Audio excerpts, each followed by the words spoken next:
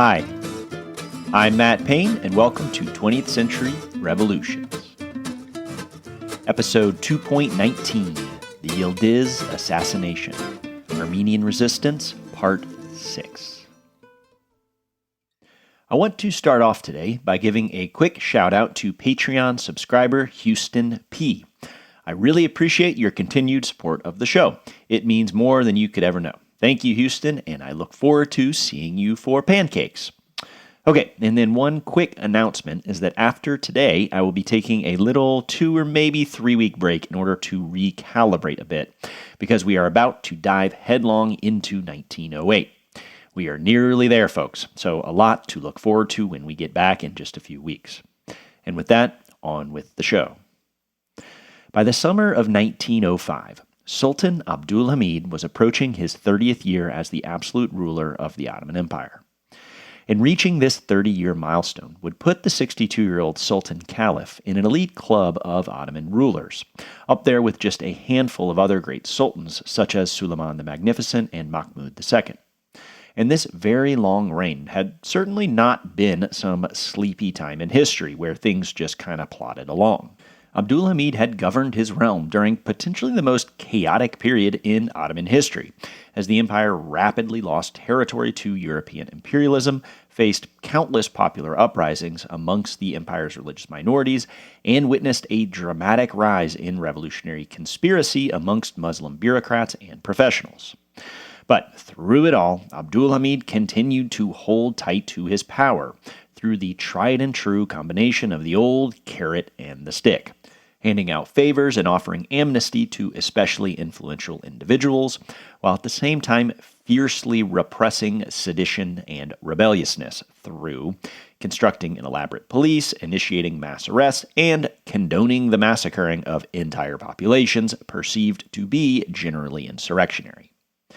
But of course, this style of violent autocracy had some major downsides, and moving into the 20th century, Abdulhamid could feel his hold on power beginning to slip through his fingers. The 1903 Ilinden Uprising, which we talked about last week, had forced the Macedonian question into the international spotlight yet again. But Abdulhamid had managed to weasel his way out of yet another diplomatic crisis without having to offer really any real reforms for the Macedonian Christians. And this was because Abdulhamid was very diplomatically savvy at this point, and he knew that the great powers wanted to maintain the status quo in the Balkans more than anything else, meaning that they would not risk a war with the Ottoman Empire at this point. So, through the use of shrewd diplomacy when dealing with the great powers, and through a combination of the old carrot and stick when dealing with his subjects, the Sultan had managed to not only remain in power, but also to prevent his empire from collapsing. And seeing as there were countless forces acting in opposition to his rule, both domestically and internationally, this was honestly pretty impressive. But as we know all too well, Abdulhamid's continuing hold on power had been earned at an appalling human cost, as his subjects had, over the past 30 years, been forced to live under a regime of fierce repression, as thousands of the Sultan's subjects had been arbitrarily arrested, executed, harassed, censored, permanently displaced, and indiscriminately massacred. And the group who consistently bore the brunt of this abuse under Abdulhamid's despotic rule were the Armenians. And today, Abdulhamid's systemic abuse of the Armenian community in the Ottoman Empire will finally catch up with him. Going all the way back to the fall of 1896, in the months directly following the Dashnak takeover of the Imperial Ottoman Bank, amidst the violent chaos of the Hamidian Massacres, Armenian revolutionaries had begun to plot their revenge against the Red Sultan. And in the years following the Hamidian Massacres, this plot to assassinate Sultan Abdulhamid would become more and more concrete, as agents within the Central Committee of the Armenian Revolutionary Federation, the Dashnaks, fiercely argued about the best way in which to seek justice against the Sultan for his direct involvement in the heinous atrocities of 1894 to 1896, in which over 100,000 defenseless civilians were indiscriminately murdered by reactionary mobs with the help of the Sultan's Hamidian cavalry and the Ottoman Imperial Army and Gendarme Police. These plans of the Dashnaks to assassinate the Sultan would remain a tightly held secret for many, many years, as the Armenian revolutionaries knew that if the plot were to be uncovered, the Sultan would not hesitate to use mass violence against Armenian civilians in order to suppress such seditious activity. In 1898, 2 years after the Dashnak Bank takeover and the subsequent massacre of Armenians living in Istanbul, the Dashnaks held a general congress in Tiflis, that hub of Armenian life in the Russian Caucasus, in order to discuss the most effective ways in which to continue resisting the Sultan's murderous regime.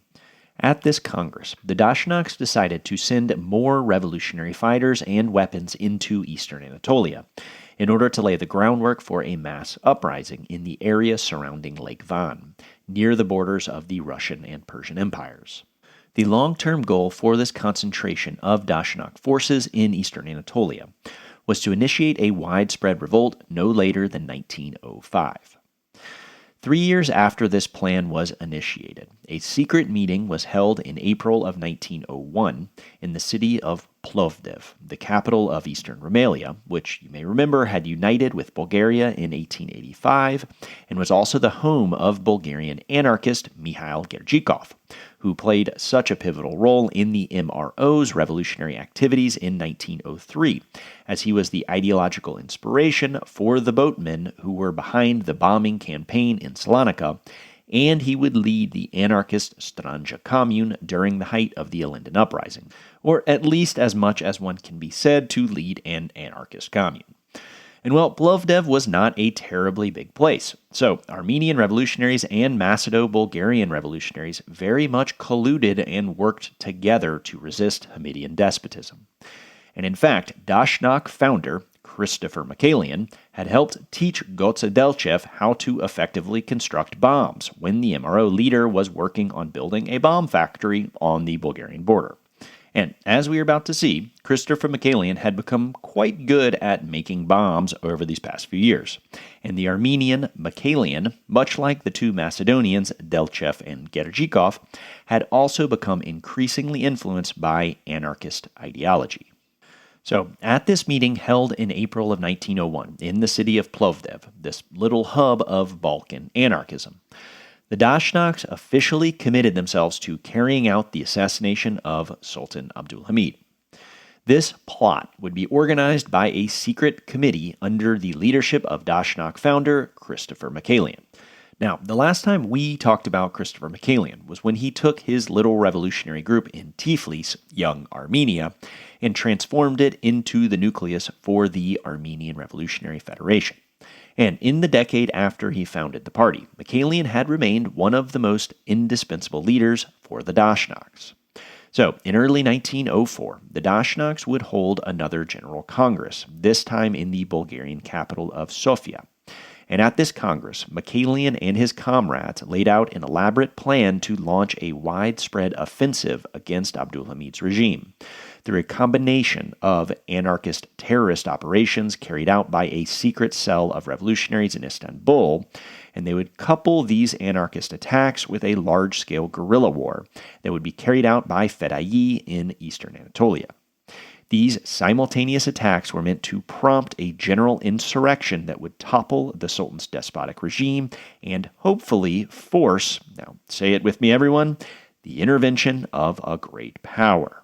And in fact, the Dashnaks were intentionally modeling their two-pronged attack off of the Russo-Turkish War of 1877-78, which had led to the liberation of the Balkan nation-states, and which had succeeded through an attack on the Ottoman Empire on two fronts, with one assault on Istanbul and the Turkish Straits, and another out in eastern Anatolia. So the intervention of a great power, preferably Russia, was an essential component of the Dashnak operation from the very beginning. So, during this Congress in early 1904, it was agreed that these anarchist attacks and guerrilla uprisings would be launched no later than 1905. And though it was discussed in coded language in order to keep their plans a secret, a central part of this operation was the assassination of Sultan Abdulhamid. Unfortunately for the Dashnaks, events would quickly take on a life of their own in the spring of 1904. And in classic fashion, the Armenian revolutionaries would be forced to scramble, even though they had been carefully laying their plans for nearly a decade at this point. In the years following the Dashnaks' 1898 General Congress in Tiflis, when the party committed themselves to laying the groundwork for a future mass uprising, the Dashnak Federation had built up a pretty impressive contingent of Fedai in eastern Anatolia. These Dashnak Fedai were always pretty limited in their overall numbers, but they had become quite effective at protecting Armenian villages from Kurdish bandits and at harassing Ottoman authorities. And this effectiveness largely stemmed from the intense loyalty and discipline of the Dashnak recruits. And I probably should have mentioned this earlier, but the word Fedai is derived from an Arabic word meaning those who sacrifice. And indeed, these revolutionaries were all self-sacrificing volunteers who were usually fully prepared to die for the sake of their people's liberation. So, even though their numbers were never very large, the Dashnak Fedai represented a real force to be reckoned with in eastern Anatolia, and they would be a constant thorn in the side of Sultan Abdulhamid and his government. In the months leading up to their General Congress of 1904, the Dashnaks had greatly accelerated their concentration of forces in the areas surrounding Lake Van, because, as we just said, a big part of their overall plan for 1905 was to launch a widespread revolt in eastern Anatolia, at the same time that anarchist attacks were to be perpetrated in Istanbul. And well, this dramatic increase of Dashnak forces in eastern Anatolia became quite alarming for the Ottoman gendarme police. So, while the Dashnak leadership was meeting in Sofia and laying their plans for a two-pronged attack against Abdulhamid, the Sultan would end up striking first as he launched a counterinsurgency against the Fedai operating out in eastern Anatolia. This counterinsurgency would see the Ottoman Fourth Army muster over 10,000 troops who were sent to eastern Anatolia specifically to prevent the further influx of more Dashnak fighters into the region. And well, this action would end up forcing the Fedai to engage with the Ottoman army long before all the necessary preparations had been laid. And so, a dynamic somewhat similar to what we saw in the Linden uprising last week would play out, as this Armenian uprising also had to be launched prematurely. And so, as had happened over in Macedonia, the sheer reality of the numbers meant that the Dashnak Fedai never really stood a chance against the Ottoman army. But even so, the Dashnak Fedai were a very determined and well-disciplined group. So what followed was a classic guerrilla campaign in which only a few thousand Armenian Fedai used hit-and-run tactics and their knowledge of the local terrain to harass the much larger combined force of Ottoman soldiers and Kurdish irregulars. Armenian guerrilla bands fought several dramatic battles against Ottoman forces, and these guerrillas managed to drag the conflict on for over a month as they consistently managed to escape through the Ottoman lines and to evade capture by dispersing out into the mountains. But as we have seen time and time again, this uprising would be brought to a brutal end when Ottoman forces, together with Kurdish irregulars and the Hamidian cavalry, began indiscriminately massacring the civilian population and burning and looting Armenian villages. Now, thankfully, this violence would for the most part be contained to a small region in eastern Anatolia. So this would not be a repeat of the Hamidian Massacres. But nonetheless, just a year after the Linden uprising had been suppressed in Macedonia and southern Thrace, yet another mass uprising had erupted amongst Ottoman Christians, this time in eastern Anatolia. And yet again, the Sultan and his government had resorted to the use of mass violence in order to suppress this unrest.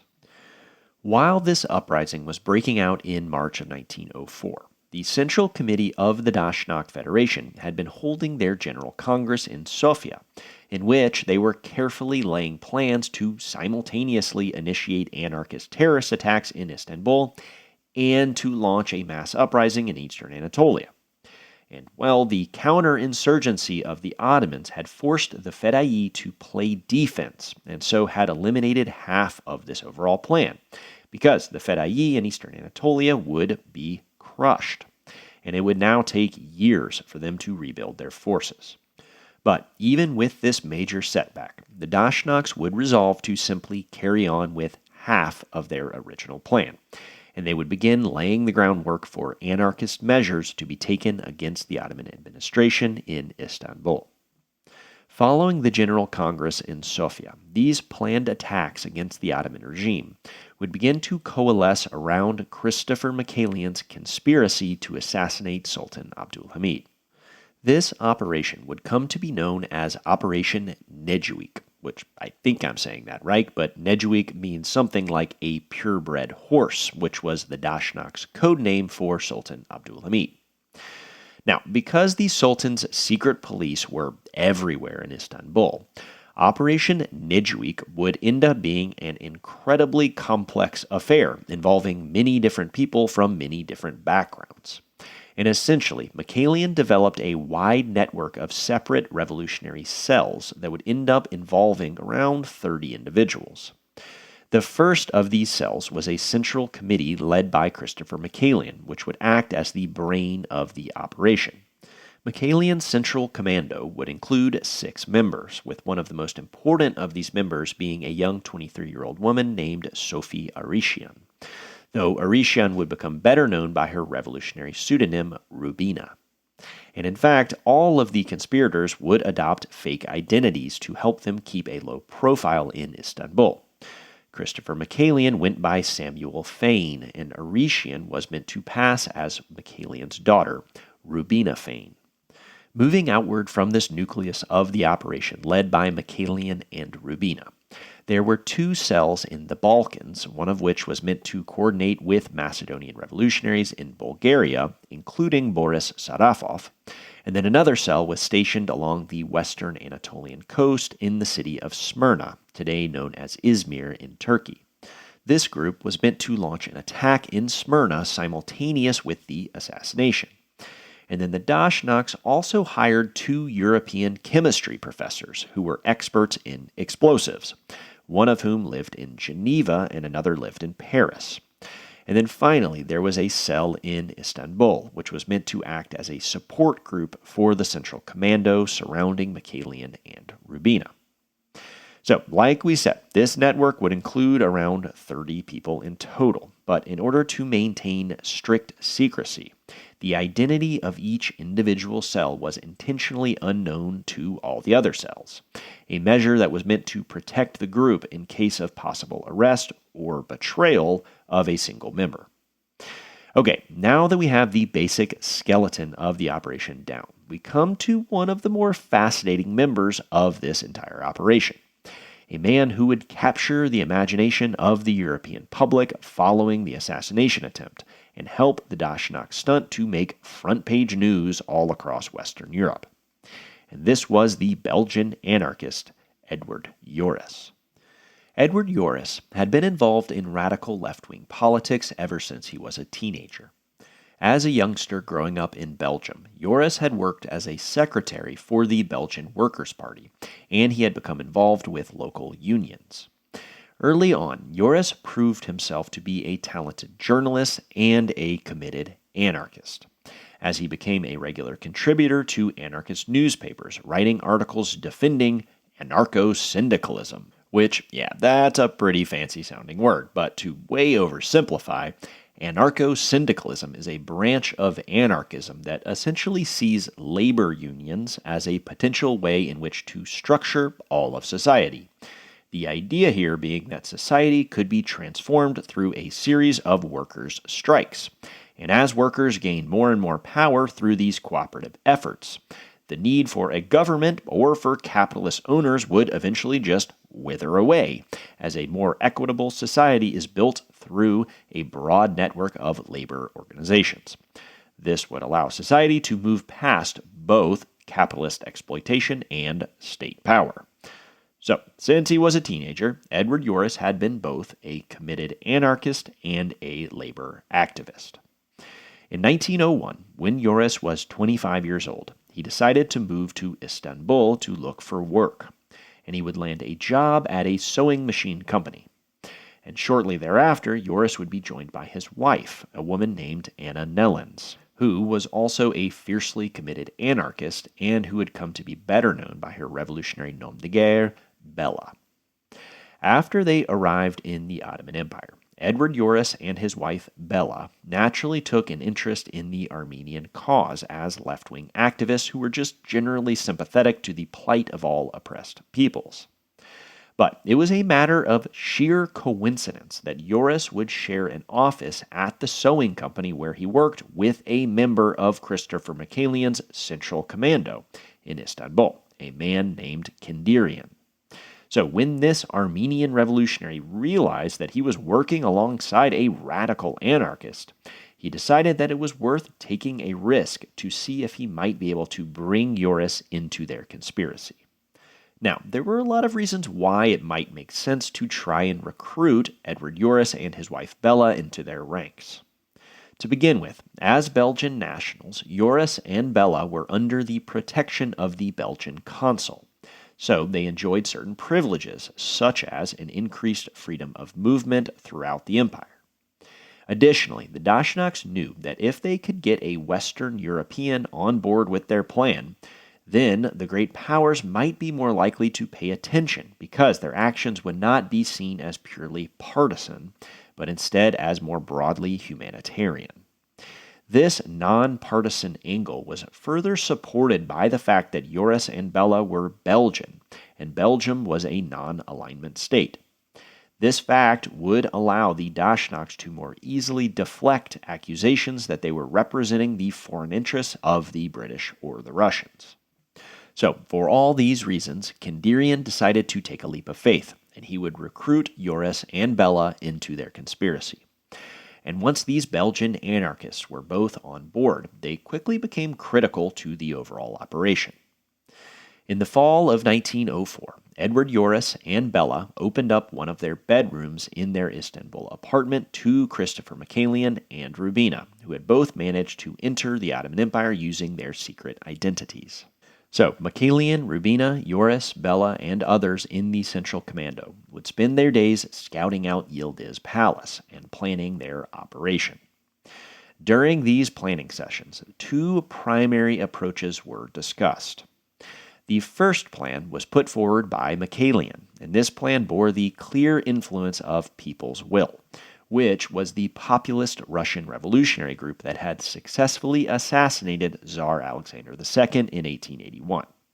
And you may remember that when Michaelian was a young student living in Moscow, he had become a member of People's Will. So Michaelian would essentially argue that the Dashnaks should just copy People's Will and use their assassination strategy, which boiled down to just sneaking someone into an imperial ceremony and having them hurl a bunch of bombs at the feet of the sovereign. The second plan was put forward by one of Michaelian's closest comrades, a longtime Dashnak named Sappho, who would argue that it would actually be much easier to assassinate Abdul Hamid during one of the Sultan's weekly visits to the Hamidian Mosque. In his plan, the Dashnak Sappho actually came up with a very innovative approach to the assassination, an approach that would go on to be quite important for the future of 20th century terrorism.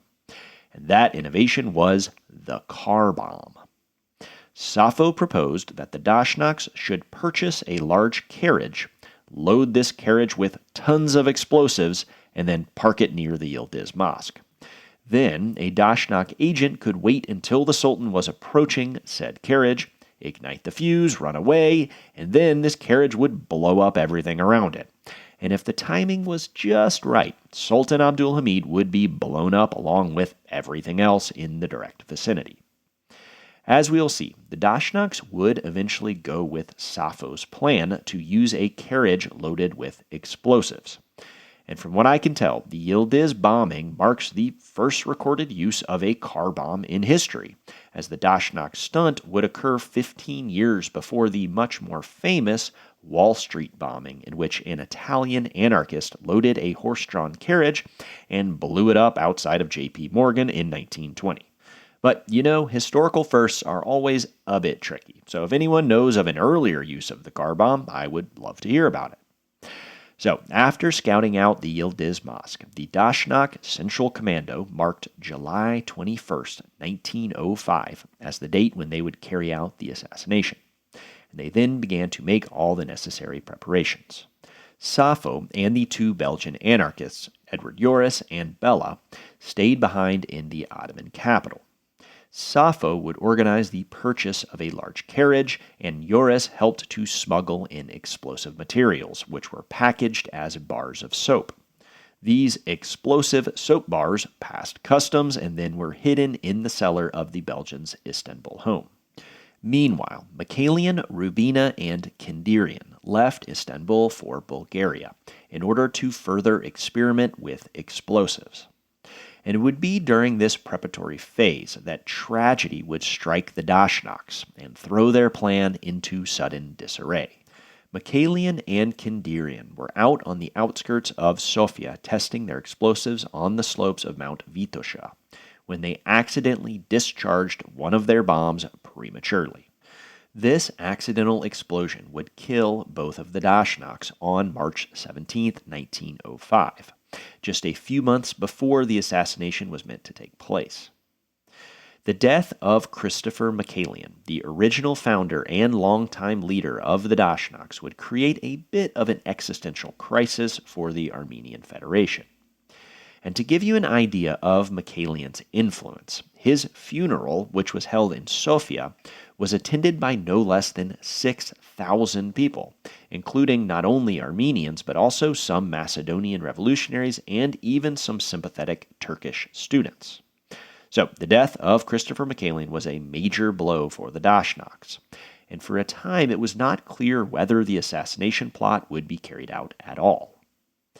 However, it was at this point that Sappho, the Dashnak who had come up with the car bomb innovation, would take over the leadership of the Central Commando. And when Sappho traveled to Geneva to meet with the Dashnak Central Committee, he successfully convinced them that the plan should still move forward. After the deaths of Michaelian and Kindirian, the Central Commando in Istanbul would now only include 4 individuals: Sappho, Rubina, and the two Belgian anarchists, Edward Joris and Bella.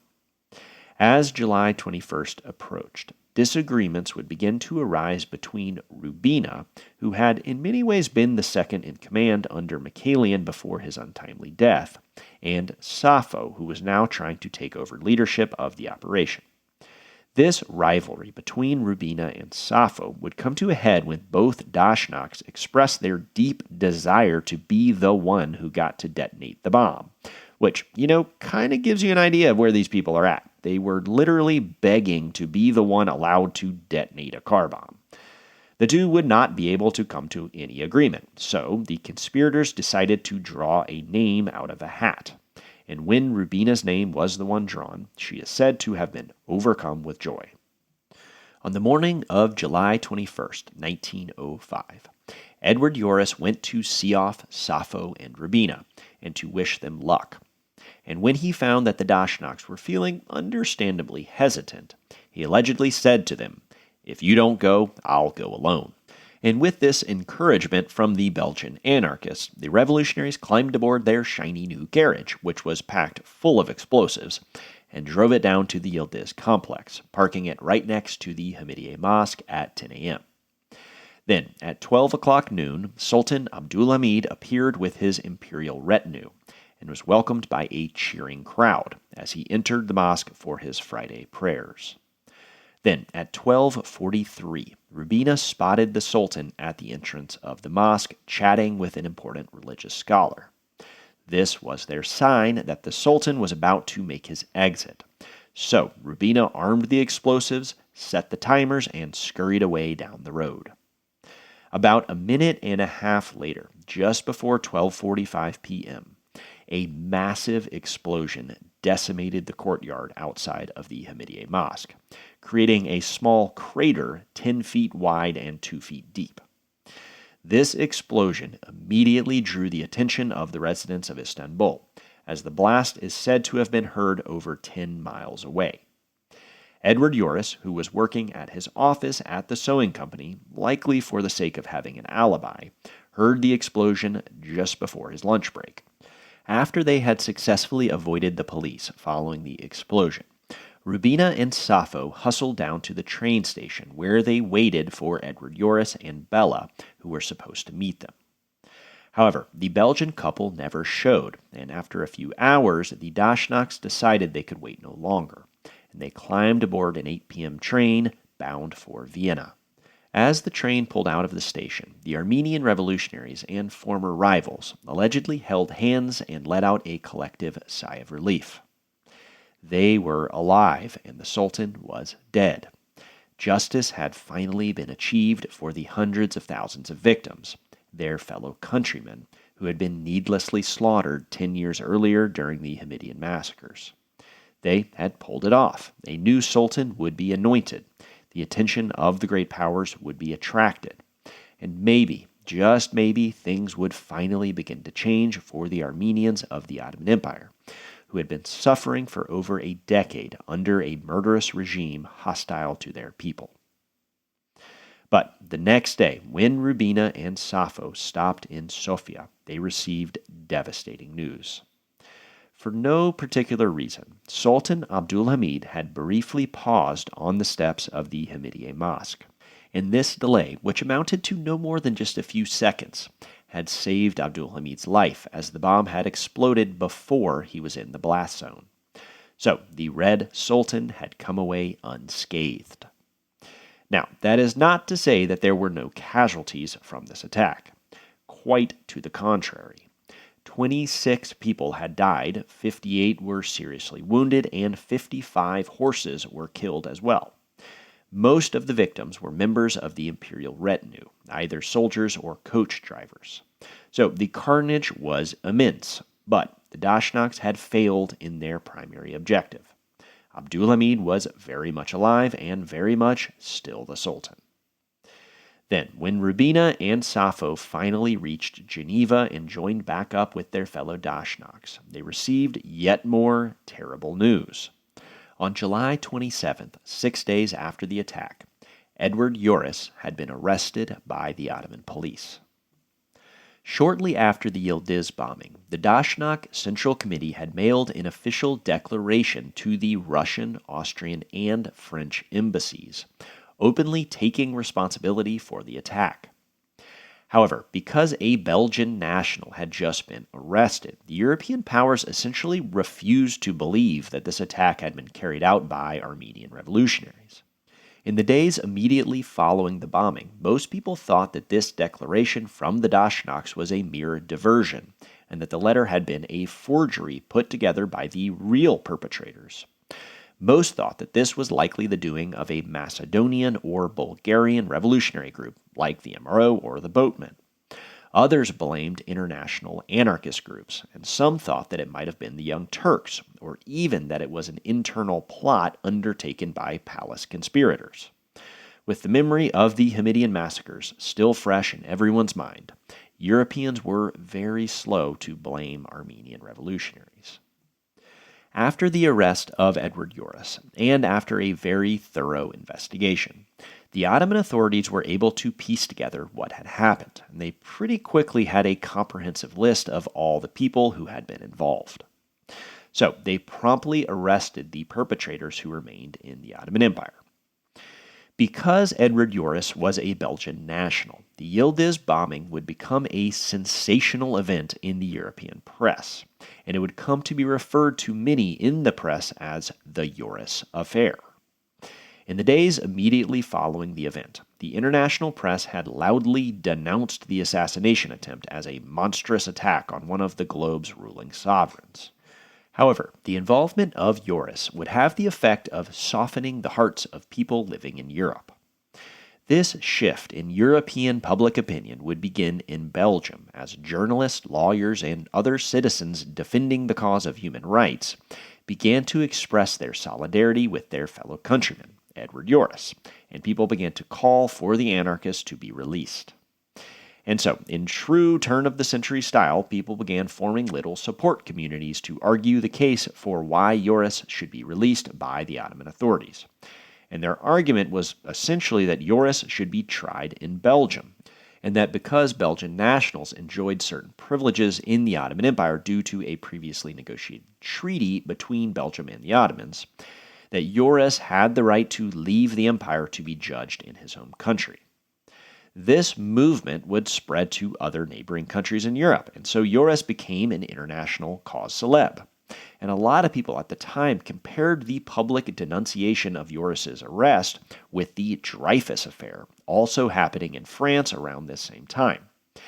However, even with the outcry of support for the Belgian anarchists, the Ottomans decided to go ahead with the trial, which would begin in late November 1905. Alongside Edward Joris, 16 other people were also tried, and this group included 10 Armenians. All of these suspects faced death sentences for their involvement in the assassination attempt. During the course of the trial, the eloquent Edward Joris would use his time in the international spotlight to loudly condemn Sultan Abdulhamid's government and to offer his support for the Armenian cause. So this public trial would be a bit of a PR coup for the Armenian revolutionaries, as European public opinion was fixated once more on the Armenian question, and most were sympathetic to the plight of Ottoman Armenians. This sensational trial would drag on for about a month.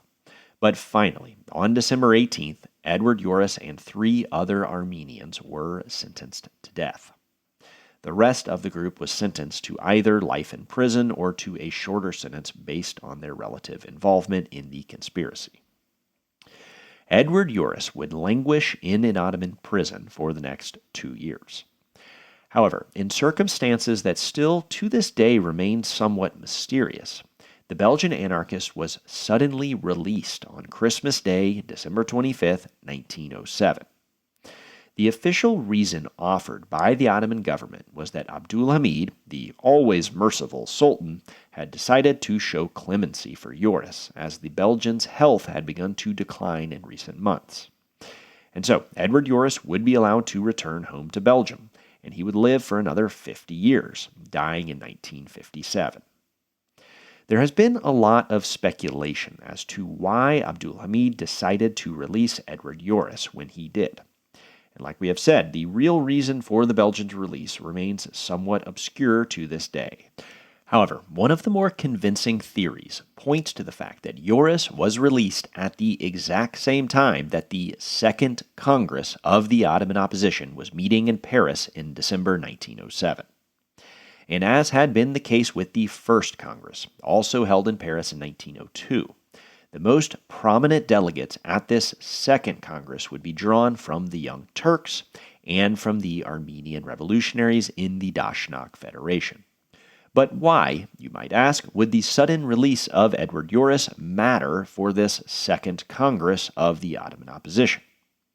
Well, the answer to that question lies in the response of the Young Turks to this attempted assassination of Abdulhamid. Immediately following the Yildiz bombing in 1905, leaders of the Young Turks, the most prominent being Ahmed Reza, loudly denounced the attempt to assassinate Abdulhamid. Essentially, Ahmed Reza and others argued that non-Turks should not be meddling in Ottoman affairs.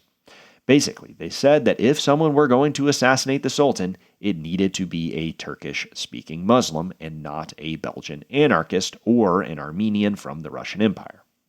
So, it has been argued that the always adroit Sultan Abdulhamid had decided to release Edward Joris as the Second Congress of the Ottoman opposition was being held in 1907 in order to sow discord between the Young Turks and the Armenian Dashnaks, who were trying their best to put aside their differences so that they could dethrone Abdulhamid once and for all. But, as we will see, this Congress held in December of 1907 would put all of the pieces in place for the Revolution of 1908, which would occur just a few months later. So, we are nearing the big day, boys and girls, and next episode we will be introducing possibly the 2 most important figures of this entire series, in terms of their influence on the future course of the Ottoman Empire, the Republic of Turkey, and the other nations that will be born from the ashes of the Ottoman collapse. And those 2 people are Talat Pasha and Mustafa Kemal, the future Ataturk. In the years following 1908, Talat Pasha will manage to establish near-complete dictatorial rule over the Ottoman Empire, and he will see the empire through to its final days. And after the Ottoman Sultanate and Caliphate has finally fallen, Mustafa Kemal will pick up the pieces left behind by Talat Pasha as he constructs a republic of Turks out of the ashes of the 600-year-old Ottoman Empire. Both of these men would enter into the political scene in 1906, the year following the Yildiz bombing, as founding members of the Ottoman Freedom Society. This group, under the leadership of Talat Pasha, would finally connect the young Turks of the CUP operating in exile, specifically Ahmed Reza and Dr. Nazim, with the revolutionary officers in the Ottoman Third Army, Enver Bey, Ahmed Niazi, and Mustafa Kemal. And in so doing, they would forever change the course of history and set the Ottoman Empire on the path to revolution. Like I said, I will be taking a short break to recalibrate, but once we come back, it will be all downhill to 1908. So join me next time as we finally introduce Talat Pasha as the founder of the Ottoman Freedom Society.